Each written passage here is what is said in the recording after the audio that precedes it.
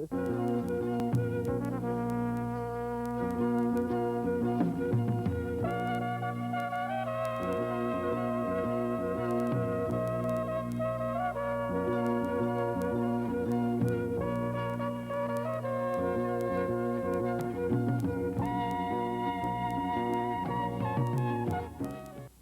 evening. Welcome to the first episode of the yuba-sutter Medical Explorer. My name is Dr. Robert Peppercorn.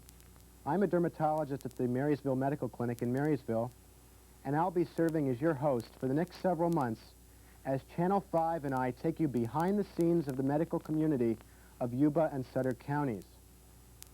As residents of the Northern Sacramento Valley, we are indeed fortunate to have some of the best and most highly qualified doctors that exist anywhere in the United States. And our local hospitals have the most modern and up-to-date equipment and nursing skills available anywhere. The purpose of this program, which we've titled The Medical Explorer, will be to explore the many available medical and paramedical services that our community has to offer. We will also meet many of the doctors, nurses, and other health professionals that provide the healthcare services for Marysville, Yuba City, as well as Beale Air Force Base and surrounding areas. Our Channel 5 cameras will take you behind the scenes in our hospital operating and emergency rooms. We'll visit the newborn nursery, the hospital intensive care unit. We'll visit doctors' offices. We'll show you basically everything that we can to let you know what goes on in doctors' facilities around the area. We'll meet doctors, we'll interview doctors, we'll meet nurses, we'll show you what a paramedic is, we'll teach you exactly what a paramedic has to go through to get his training. We'll meet physical therapists, occupational therapists, we'll even show you what a hypnotist does. And if you'd like, we can even demonstrate acupuncture.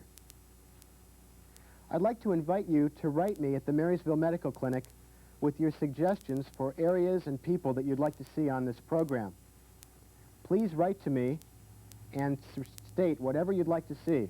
If you'd like to talk, I'll call you back if you say that. Write to me, Dr. Robert Peppercorn, care of the Marysville Medical Clinic, at 800 3rd Street, Marysville, California, 95901. If you don't remember, just look it up in the phone book. We are a public service program, and we're here to serve you. We'd like to show you what exists in our community, and please let me know. Now I'd like to move on to a little map that we've prepared of the county showing the Yuba and Sutter area. On the map I've put a few little pins in there that are blue that demonstrate where our major hospitals are located. On the right side of the map in the Yuba City area you can see Fremont Hospital. That's the lower pin on the right. Fremont Hospital is the major private hospital in Yuba City. Quite a large area, and its main facility, in my opinion, is the nursery. It seems that most of the deliveries in this area and the new babies brought into our world are brought into the world at Fremont Hospital. They also have quite a variety of other services as well. If we go north of Fremont Hospital, you see the other pin, which is the Sutter Community Hospital.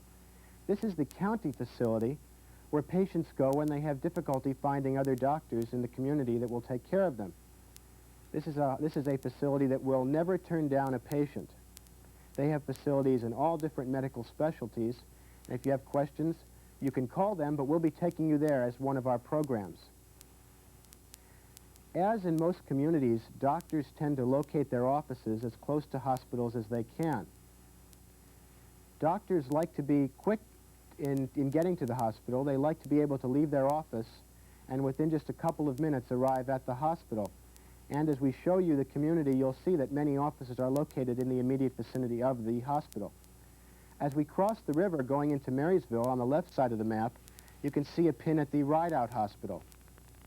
The Rideout Hospital is a very long time established facility in our area and has one of the best emergency facilities around. It has a great reputation for emergency services, and if you look in our local paper, you can see every day the number of patients who are brought there for accidents and other emergencies in the community. We'll be taking you inside the emergency room. We'll be meeting the people running the emergency room, and we'll be showing you the vast amount of equipment that they use to make this emergency room one of the best in Northern California. Surrounding Rideout Hospital are located many other doctors' offices, including the Marysville Medical Clinic, which has 30 doctors of multiple specialties right across the street from Rideout Hospital. And we'll be taking you inside the Marysville Medical Clinic, meeting their administrator, and meeting many of the doctors and other health personnel at the clinic. Again, the close proximity of the Marysville Clinic to Rideout Hospital allows these doctors to get to the hospital within a minute at any need for any type of emergency. Our community has doctors of almost every medical specialty. New doctors seem to be coming here all the time. As the Bay Area and Sacramento get saturated with more and more doctors, many doctors see the benefits of coming into a community where their services are needed.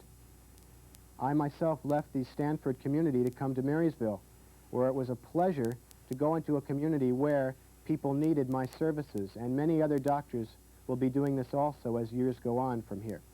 We'll be meeting many of these new doctors as well.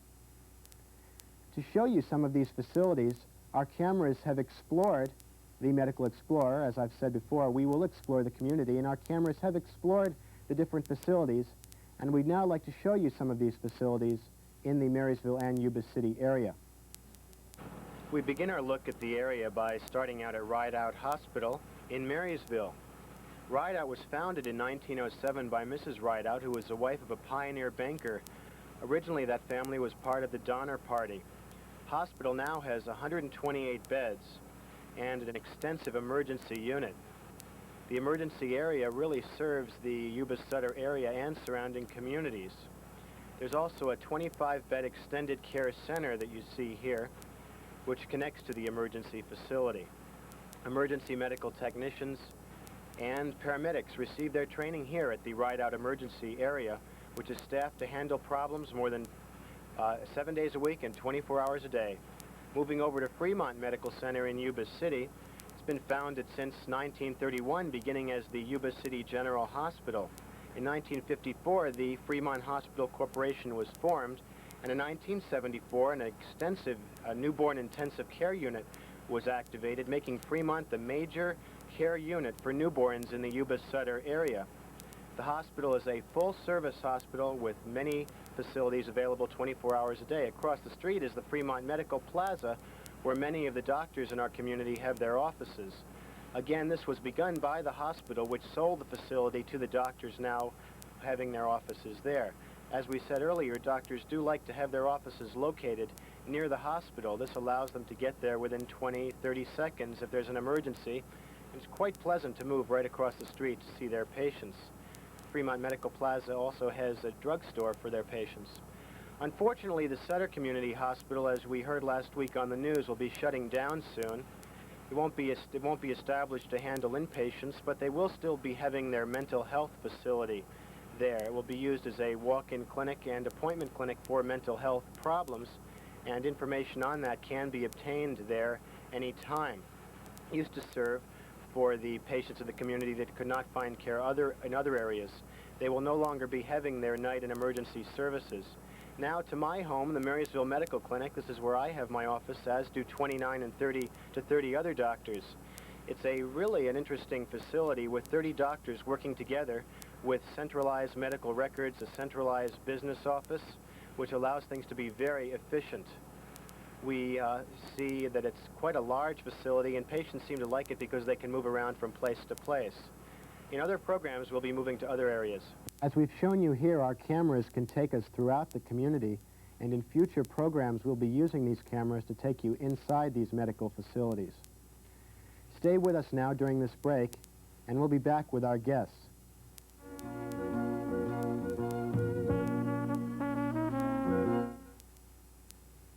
The incidence of heart disease, lung cancer, and emphysema is on the rise. World War I, World War II, and the Korean War and the Vietnam War claim fewer lives than cigarettes will this year. Over 325,000 Americans will die needlessly from smoking-related diseases, fires, and accidents. 1/3 of the American population is still addicted to cigarettes. 9 out of 10 smokers wish they could quit, but can't. Family and friends offer support for some, but for others, seeking outside help is the answer. If you really want to quit, there is some place you can call. Even man's best friend knows what's good for you.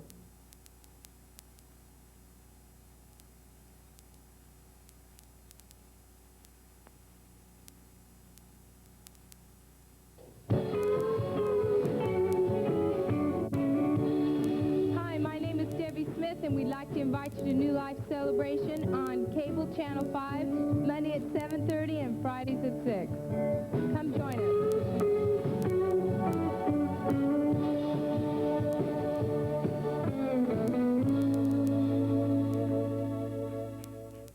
Are you looking for a television guide that contains everything you need to know about your cable television service? Look at NorCal Cablevision's Cable Time. In Cable Time, you'll find complete listings for pay services offered by NorCal, plus a complete section devoted to detailed descriptions of the movies shown.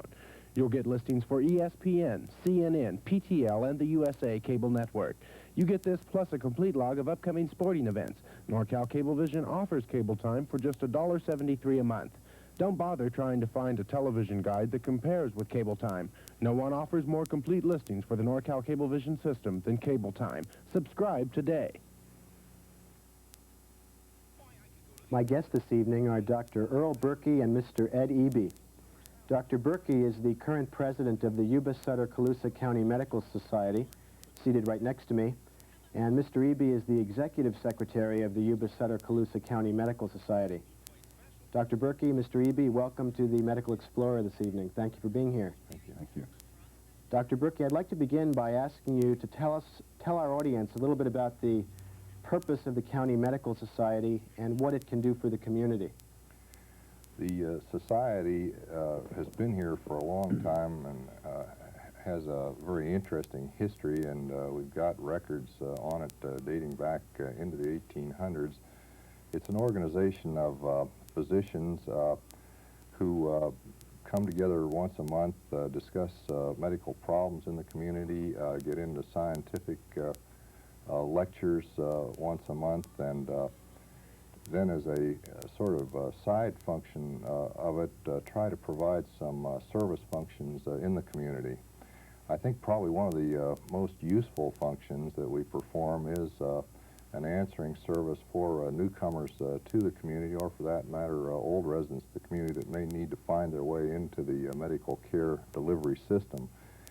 And what this amounts to is that Mr. Ebey is available to answer phone calls from people who are wondering how they can find a physician to care for themselves and solve their medical problems. And he is able to give them listings of physicians in not only family practice and general practice, but also specialty practice that we have available here in the community, and in this way can guide them into the medical care delivery system. We also have some functions that people don't really see or aren't aware of, but are very useful to them in terms of the community services, and one of these is the emergency care delivery system. We have a committee that's been under the guidance of Dr. DeMattei for many years on civil defense and emergency health care, and he is available and has been available to any of the lay groups that are working in the area of civil defense in the community in terms of what can be provided by way of physician help and physician support. And that, as I say, operates somewhat behind the scenes. Nobody's really much aware of it, but it is useful in terms of the community's well-being. One of the things I've been especially interested in is the school care committee, and I've been the chairman of that for a number of years. And one of my jobs in that regard is to attend the adaptive physical education programs at the high school level. And in these, the coaches and the nursing staff at the high school have set up a program whereby children that are disabled in one way or another from asthma or some traumatic injury or some medical disability or allergy can utilize their physical education time to benefit their health needs. And these programs are set up by the physician, and I'm simply the coordinator, and we sit down every couple of months and go over this list of kids and try to arrange a suitable program that they can utilize their physical education time and gain credit, and yet at the same time improve their physical status. Who pays for the services of the medical society? When someone calls up, they're not asked to pay the society for No, any there is information. no charge. The dues that the physician members pay provide these services, so there is no charge to the people that would utilize it. I wanted to ask Mr. Ebey to tell us exactly how people can get in touch with you to ask questions about physicians. Where would they find the number? If they can't remember, what we'll tell them today? In the yellow pages of the phone book, at the beginning of the physicians list, the society is listed as Yuba-Sutter Colusa County Medical Society Information Bureau. So if someone has a question, they'll look up that number. Why don't you tell us that number just so we can start? 673-6894. And we'll repeat that again later on so people can write that down. Tell us a little bit about what happens. Someone will call you up, and what kinds of questions are you asked occasionally? Well, generally, a great portion of the calls are newcomers that haven't established contact with a family physician, let's say. And I would give them the names of various physicians as referrals, not as recommendations, but as referrals. And then they would call and make the appointments. In other words, giving them a choice of 4 or 5. So if someone would call up and say, I want to see a pediatrician, you might give them 6 or 7 names and say, these are the people who are available in the community? That's correct. So you wouldn't say, I like Dr. So-and-so, go to this doctor. You won't No, say that. that's interesting because many times I get that question, well, who would you go to and who do you like and so on. Well, but it's the patient's choice, and as long as they have 4 or 5 to pick from. So actually, once they get the list of names, it might be to their advantage to ask their friends and other people who they would recommend instead of just picking anybody. I would say that would be right, and also I get calls regarding second opinions. So if a doctor would recommend surgery and say, perhaps you want a second opinion, they may call you and say, please tell me someone else who is a general surgeon that could give me another opinion about this. But that's a little bit touchy because they should go through their primary first. Their original doctor should recommend someone to get another opinion, is what you're saying? If they're getting a second opinion, the original physician should be aware of that, and that's what I tell them. Discuss it with your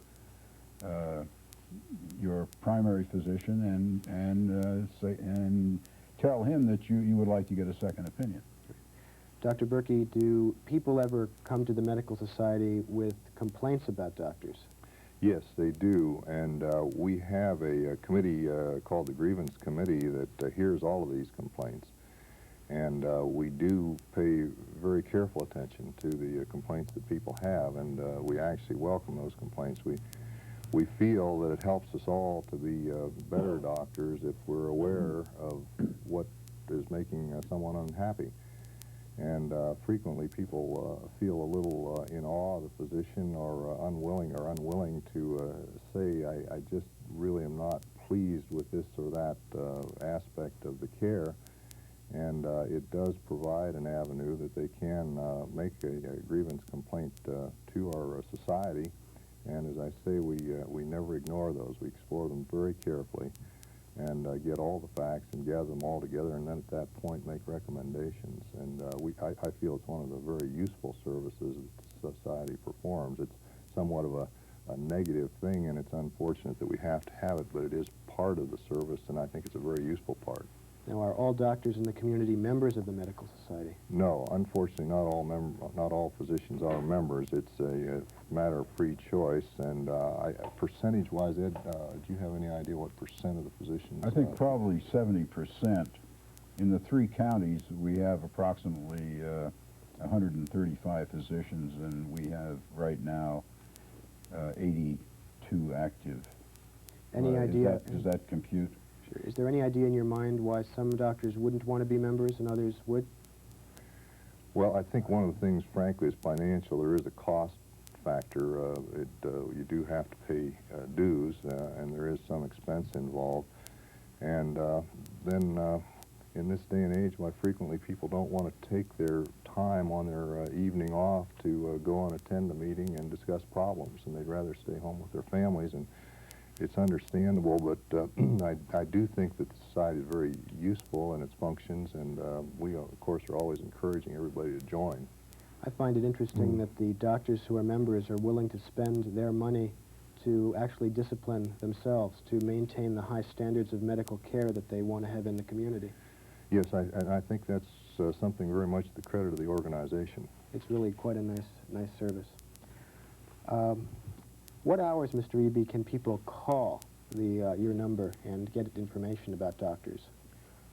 Well, since it's a one-man operation, I have a tape, an answering service tape, and they can put their request on the tape. But strangely enough, many people don't like to talk to the tape. And so I would say that probably 25%, if I'm not in the office, I get 25%, 1 out of 4 will talk. But you'll call them back if they leave their number? If they leave their name and number, I always call them back, certainly. It's a pretty helpful service. I've had patients and friends call up and not know who to go to, and you do give nice lists of names. Will you give information about qualifications of doctors? Were they trained? That sort of information. Occasionally you get a request, is the doctor board certified? Well, I have to ask them, I have to call them back because I'd have to check their profile.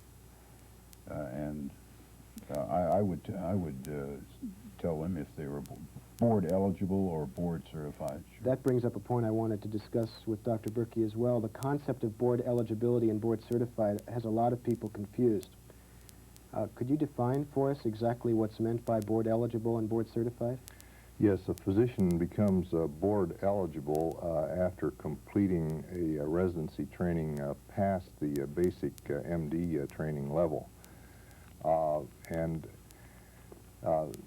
At the satisfactory completion of that in whatever institution the individual trains in, he becomes board eligible. Now, at that point then, he can apply for his examinations for the board, and if he can satisfactorily pass and complete those examinations, he then becomes board certified. So this means you have a doctor who's completed medical school, completed his internship, then he goes on to complete many years of additional training in his specialty, which is called the residency. After that residency, he could then call himself board eligible. That's correct, yes. And then if he takes this complex exam, which I just took and know how hard it is, he can then, if he passes that exam, call himself board certified. That's correct. How important do you feel that standard is?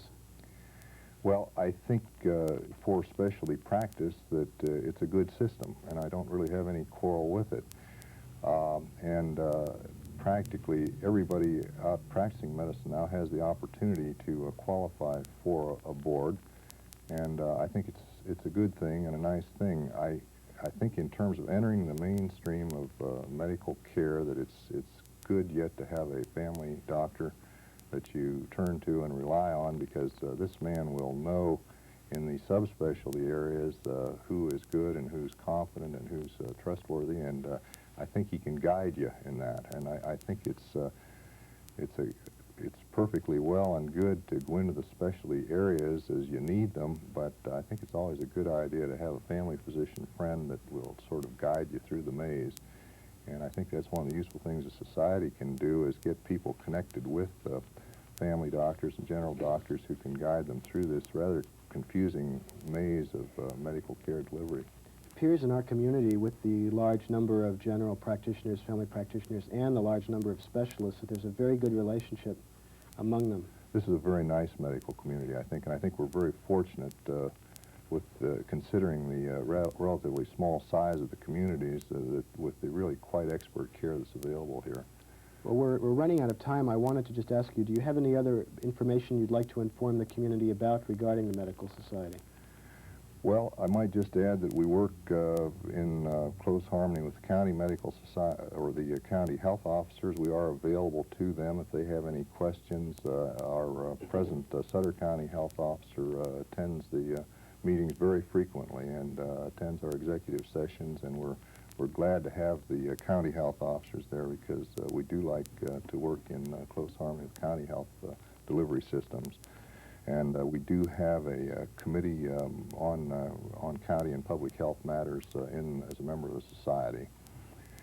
And we also keep abreast of what's happening in the state medical scene. Our members from our society, we send 2 delegates and 2 alternate delegates every year to the California Medical Association meeting. They're expected to attend, and the 2 delegates are expected to be on the floor of the House of Delegates and be acutely aware of what's going on at the state level, and they come back and report to us, and this too we feel is useful so that we have some idea what's going on in other parts of the state and helps us to remain a little more current. And we have a censor board, and this is one of the more negative aspects, and I don't like to end on that, but that if a physician is not practicing up to standards, why he can be censored through the society if he's one of our members, and that doesn't happen very much or very often, but it is possible if necessary. I'd like to again go over the phone number where people can reach Mr. Ebey to ask questions about doctors. That's 673-6894. 673-6894.